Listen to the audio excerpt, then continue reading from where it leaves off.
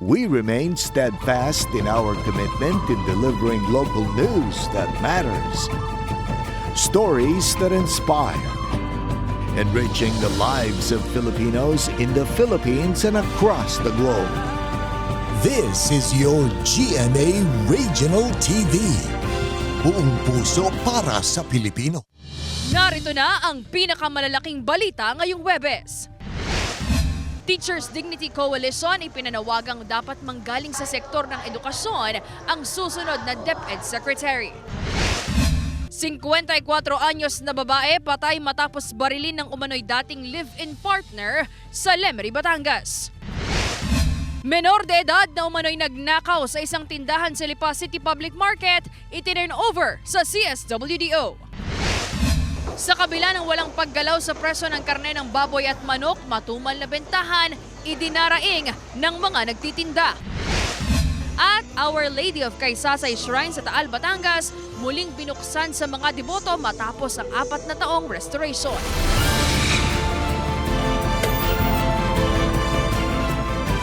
Ito ang GMA Regional TV, Balitang Southern Tagalog.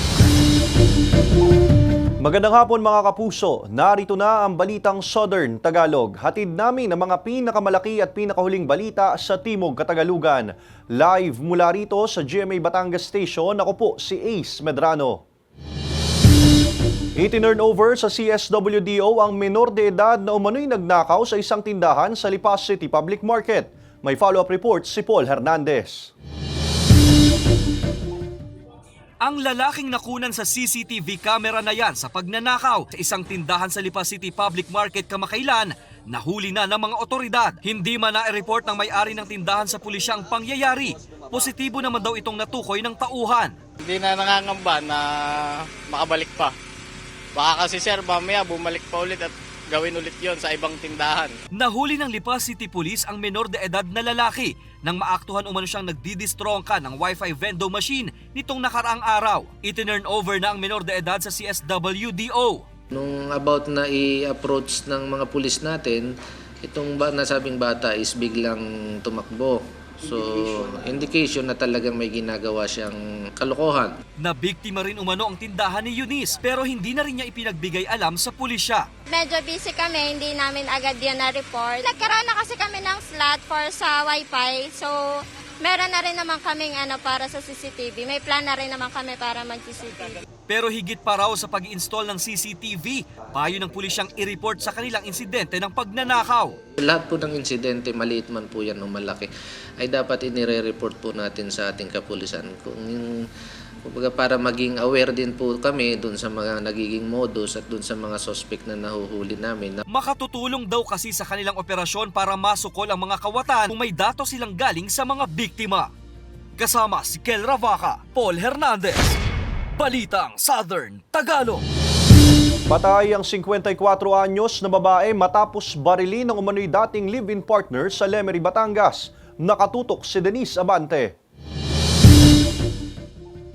Isang tama ng caliber 9mm na baril sa dibdib ang agarang kumitil sa buhay ng 54 anyos na babaeng tubong Quezon City habang nasa loob ng kanyang tindahan ng mga damit sa Barangay Magihan, Lemery, Batangas. Ang suspect sa pagpatay, ang 51 anyos na umano'y dating kinakasama ng biktima ayon sa pulisya. Matapos barilin ang biktima, nagbaril din umano ito sa leeg. Dead on arrival ang dalawa nang isugod sa ospital. Pagseselos ng suspect sa umano'y bagong nagugustuhan ng biktima ang tinitingnang motibo ng pulisya. Itong si Edgar, after to, after binaril si Nemi, baril din ng sarili niya. Patay po silang dalawa. Hindi po katanggap ni Edgar yung decision ni Nemi na maghiwalay. So, kumbaga may napupusuan na rin yata si Nemi na isang lalaki. Hindi niya matanggap.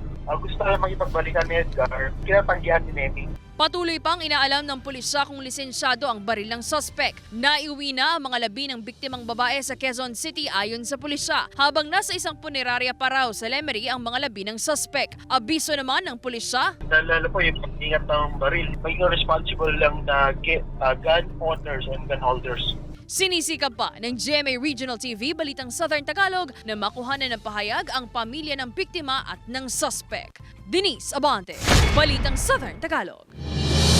May pinanggagalingang personal na dahilan ang pagtiwalag ni Vice President Sara Duterte sa gabinete ni Pangulong Marcos ayon sa isang political science professor.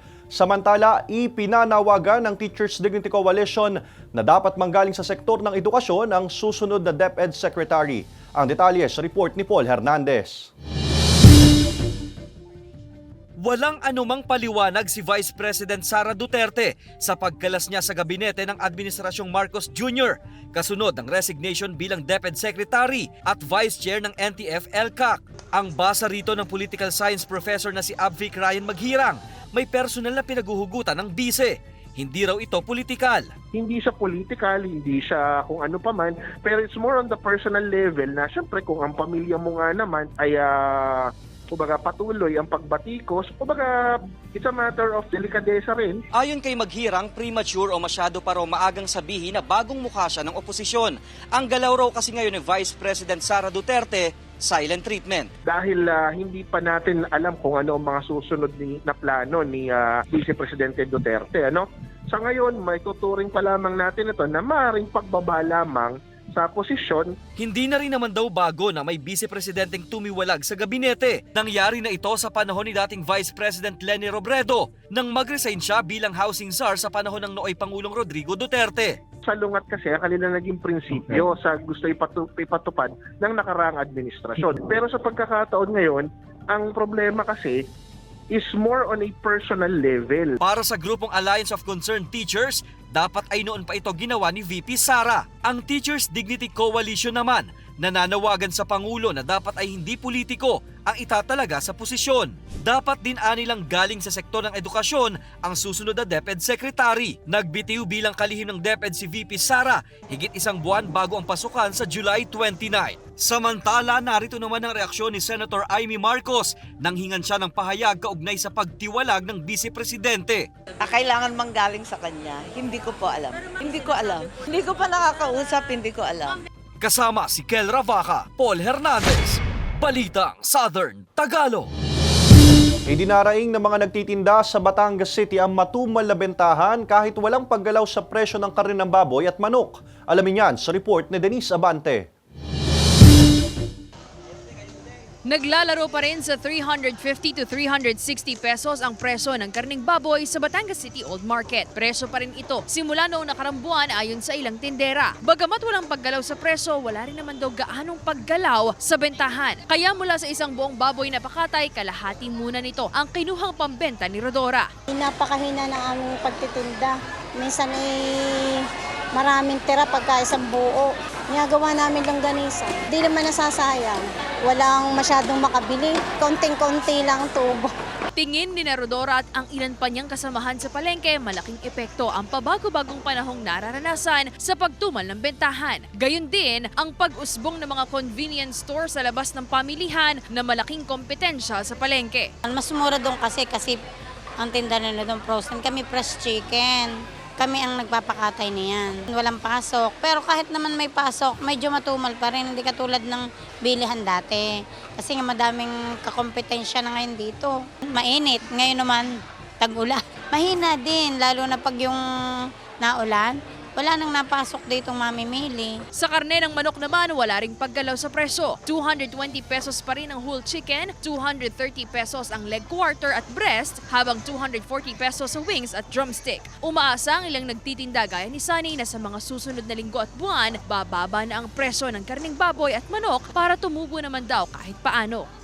Sana bumaba ang presyo para bulis ang bilihan. Natas kasi sa buhay ang baboy, yung karne. Makaubos lagi para kumita ng may-ari ng tindahan. Kasama si Buhay Adante Jr., Denise Abante, Balitang Southern Tagalog.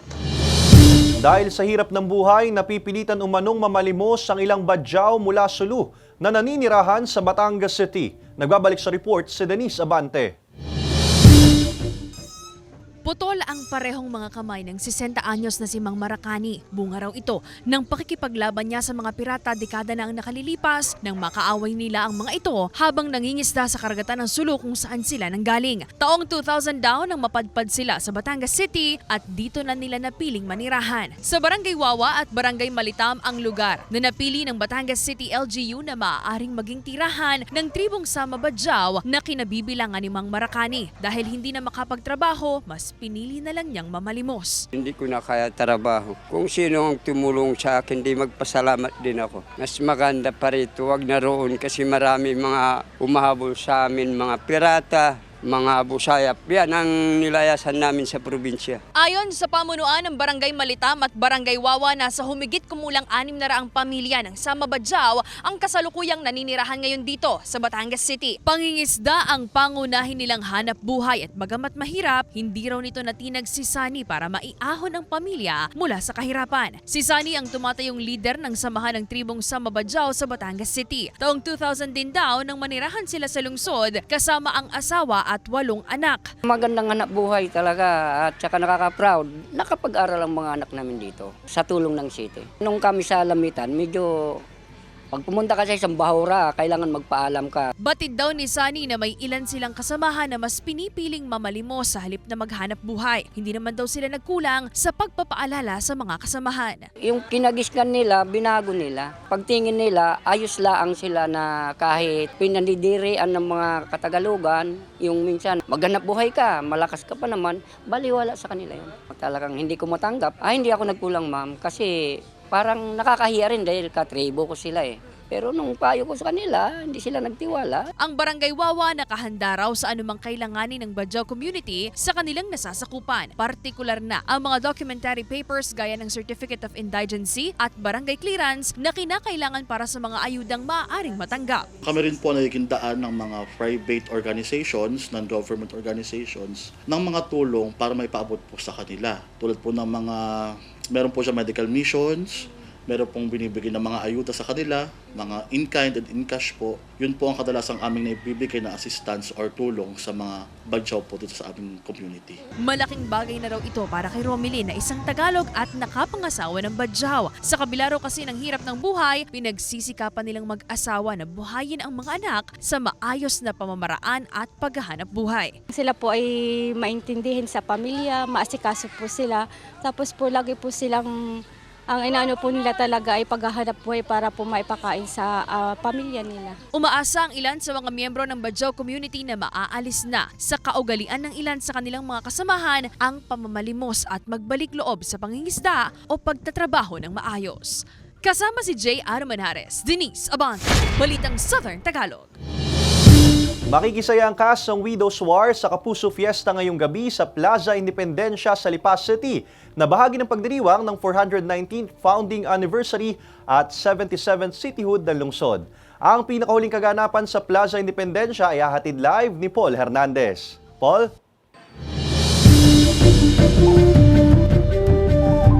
Nako, Ace, rain or shine, tuloy yung dating ng mga kapuso nating Batanggenyo dito sa Plaza Independencia sa Lipa City para sa Kapuso Fiesta ngayong gabi.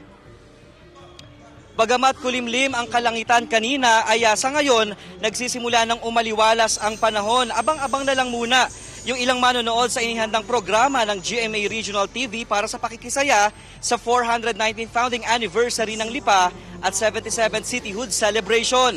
May pag-games tayo mamaya sa mga manonood at syempre, nandyan din ang papremyo. May ilang local performers ding magpapasaya. Alas 7 ngayong gabi ang inaabangang performance ng ilang kapuso artist na sina May Bautista at OST Princess Hannah Persilas, pati na ang bibida sa upcoming GMA Prime mystery drama na Widow's War na sina Carla Abeliana, Benjamin Alves, Rita Daniela at Juancho Trevino. Hatid ng GMA Regional TV at ng Lipa City LGU ang libreng kasiyahan na ito para sa mga kapusong Batanggenyo. Samantala, Ace, para sa mga kapuso nating naghahanap ng mapapasyalan at papupuntahan ngayong Huwebes, habol na habol pa sila sa pakikisaya rito at tinitiyak natin na star-studded ang pagdiriwang dito. Ace. Kita-kits mga kapuso at maraming salamat, Paul Hernandez. Alae! Alae! Alae! Alae! Alae! Alae! Mami ko po. Para po di kami pares magkasakit. Kung may papasukubin sa payong, yung nababasa na ng ulan. Kasi baka magkasipon. Jowa ko. Sana all. Siya ang baby ko eh. Yung dati kong ex. Nakakaawa ngayon, walang payong. Mami ko po. Kasi siya po yung lagi nandyan para sa akin. Nice. Mami ko po. Walang iba ng misis ko kasi siya ng misis ko. Wow! Walang iba. Wala akong kabit. Ay nako. No. Misis ko talaga. Nice.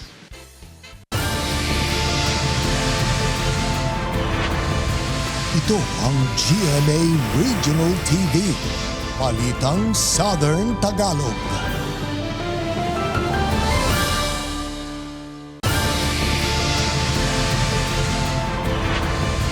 Ito ang GMA Regional TV.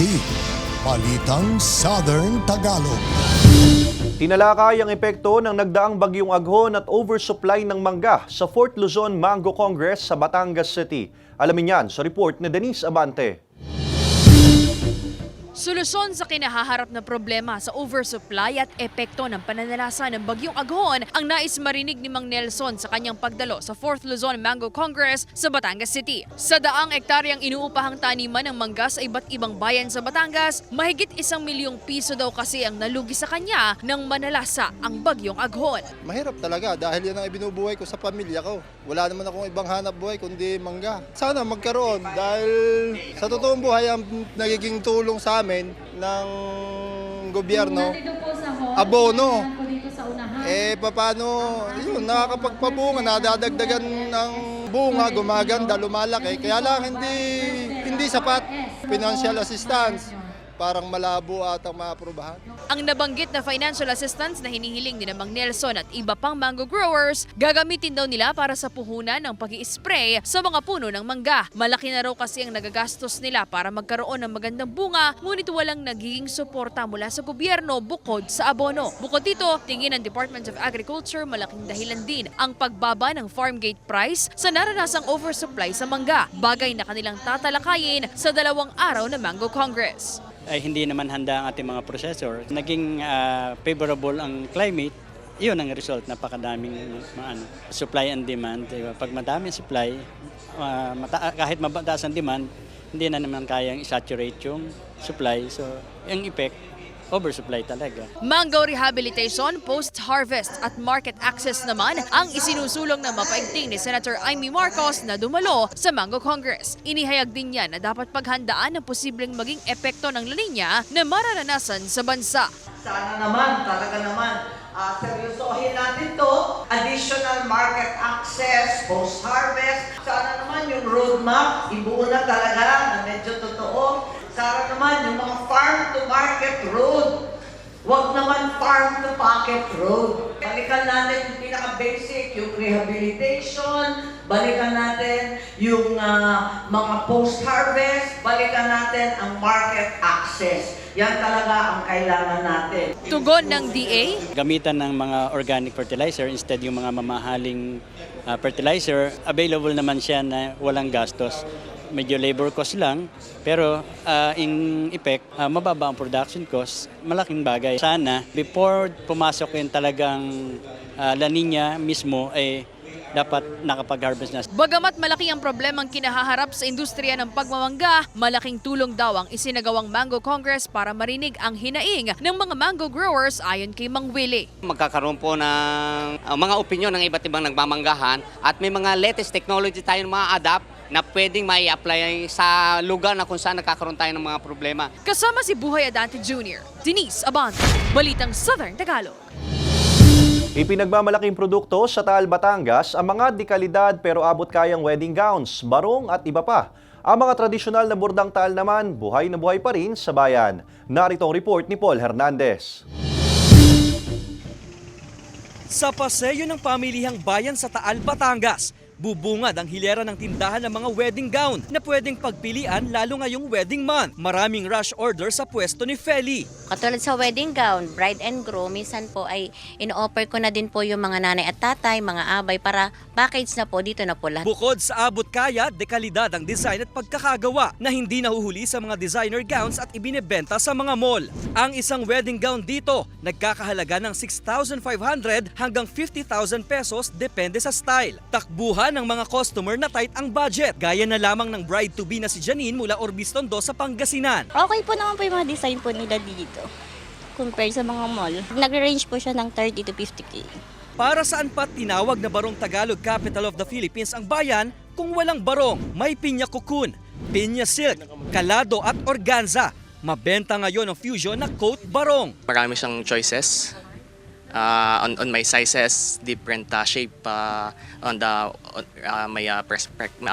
may prepare. Maayos po ang aming quality na ipinaprocess po na. Kay mura, kay mahal, iisa po yung quality ng gawa namin. Buhay na buhay pa ang burdang taal na masinsin at mano-manong tinahi sa mga barong na hinahanap ng marami. Ano kasi siya, kamay siya, oo, hand siya.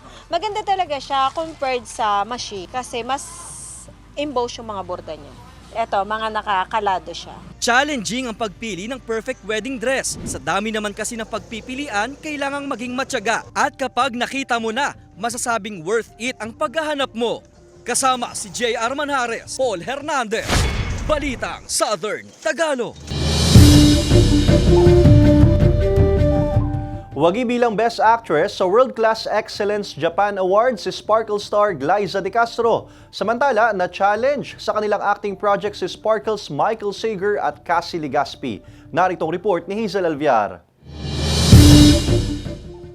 Ibinahagi ni Sparkle actress Glyza De Castro ang ilang kuha mula sa awarding ceremony ng World Class Excellence Japan Awards kung saan nakatanggap siya ng Best Actress Award sa kanyang pagganap sa series na The Seed of Love na ipinalabas sa GMA noong 2023. Inialay ni Glyza ang pagkilala sa mga nasa likod ng Kapuso series. Matatandang ginampanan ni Glyza sa serye ang papel ni Eileen na nagpa siyang mag-sperm freeze dahil sa isang cancer scare. Bibida sina Cassie Legaspi at Michael Sager sa romantic comedy episode ng Regal Studios Presents na Fishing for Love na mapapanood sa Linggo. Dati nang nagkatrabahong dalawa bilang host sa noontime show na tahanang pinakamasaya. Pero ito ang first time nilang magkatrabaho bilang partners. Kaya challenge daw para sa kanila ang ipakita ang kanilang chemistry. Ayon sa ama ni Cassie na si Zoren Legaspi na siya ring direktor, hindi naging madali sa kanila ang pag-transition into partners. Pero kinaya naman at matutuwa daw ang mga manonood. Hazel Alviar, Balitang Southern Tagalog.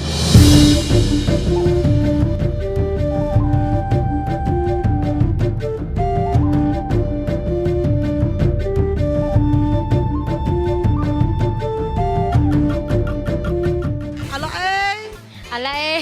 Alae! Alae! Alae! Alae!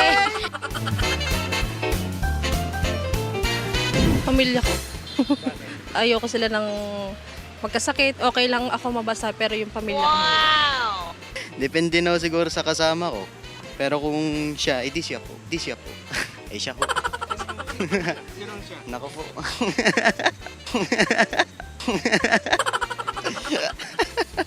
Siyempre, ang bebe ko para di mabasa. Kasi pagka pinabayaan ko, di iiwan ako dyan. Ano po, mga kaibigan. Siyempre, nasa iisang bubong kami, nasa isang payong. Asawa ko. Dahil lang siya lang ang bukod tanging tumutulong sa akin. Nice. Siya po. Kasi po siya yung mahal ko.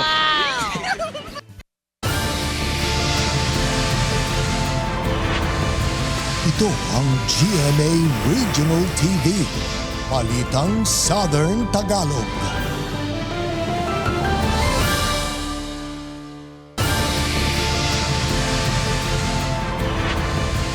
Ito ang GMA Regional TV.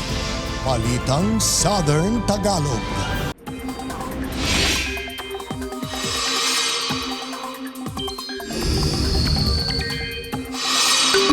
Mga kapuso, kung may ilang bahagi ng bansa na makararanas ng malinsangang panahon, marami rin ang posibleng ulanin.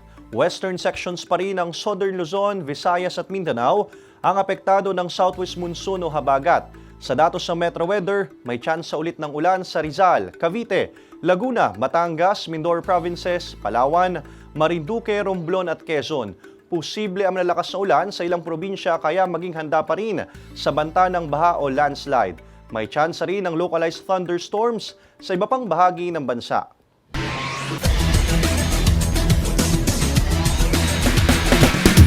FIP champions na ang AU Chief Squad ng Arellano University matapos manalo sa NCAA Season 99 Cheerleading Competition.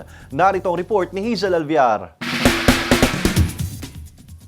Pasiklaban sa malabuis buhay na routines ang 10-member schools para sa NCAA Season 99 Cheerleading Competition sa Philoil Eco-Oil Center San Juan City. Unang sumabak sa floor ang Mapua Chirping Cardinals. Iba't ibang level of difficulty sa cheer stance naman ang ipinakita ng defending champion na AU Chief Squad ng Arellano University. Matapos ang performance, saglit na nawalan ng malay ang isa sa mga cheerleader dahil sa pagod. Naging okay din naman ang lagay niya kalaunan. Pasabog din ang energy sa mga jump at routine ng LPU Pirates Pep Squad. Red and gold naman ang theme ng electrifying performance sa floor ng mga student cheerleaders ng Golden Stags Cheerleading Squad. All out din ang performance ng third place noong Season 98 NCAA Cheerleading Competition na Letran Cheering Squad. Di rin nagpatalo sa energy ang mga student cheerleaders mula sa Altas Perp Squad na nagbigay ng malinis at exciting performance. Pulang-pula at gigil sa exciting routines ang San Beda Red Corps. Performance level naman ang mga high toss at tumblings ng host school ng Season 99 na JRU Pep Squad. Athletic routines naman ang pinakita ng mga general ng EAC Generals Pep Squad. Kumikinang ang glittery green high-intensity routine ng Binil Blazers Pep Squad. Sa huli, ang desisyon ng panel of judges. Third place ang Letran Cheering Squad, second place ang Altas Perp Squad, at ang first place at champion ng NCAA Season 99 Cheerleading Competition, ang